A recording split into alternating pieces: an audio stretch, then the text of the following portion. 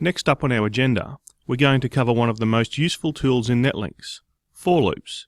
In this overview tutorial, we'll cover 1.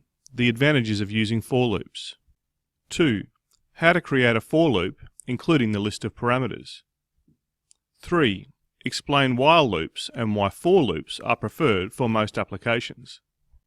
4.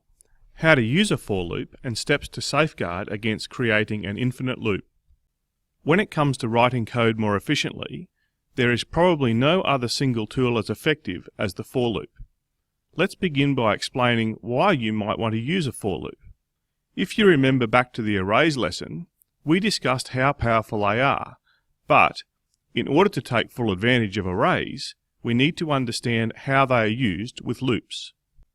One of the most useful ways of implementing a for loop is to step through the various indices of an array. Let's say, for example, you wanted to test each character of a string to look for a carriage return. Remember that a string is just a one-dimension array of chars. If you had a 20-character string, it might require 20 lines of code to check the value of each byte.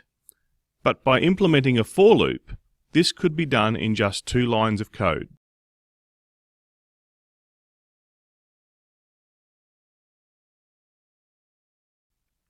In order to create a for loop, there are 3 required parameters. First, a previously defined variable to use as a counter. This is referred to as the initializer.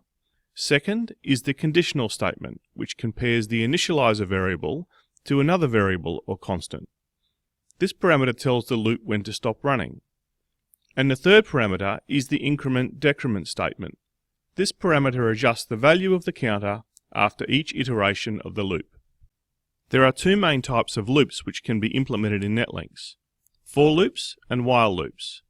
In this tutorial, we will only be using the for loop, since there is a higher risk of inadvertently creating an infinite loop with the while loop, and because for most solutions, the for loop is the preferred choice.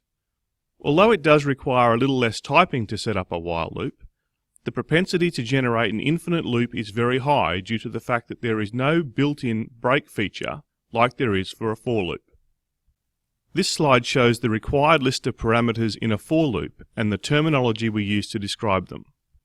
It's also worth noting that the use of a stack var is considered the best practice when creating the iteration variable. Also, you may see other programmers simply use the letter I for the iteration. However, this of course does not follow the recommended variable naming and Hungarian notation as shown in the style guide. A more appropriate variable name would be nloop or nindex.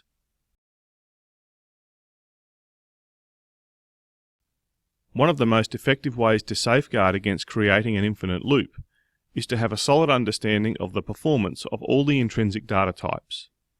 For example, if you create a for loop that counts down using the decrement operator, if the variable starts out at 0, what do you get if you subtract 1?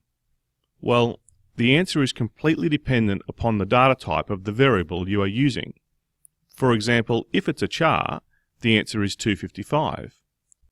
The best way to grasp for loops is to see them in action. Let's go build a couple in our code.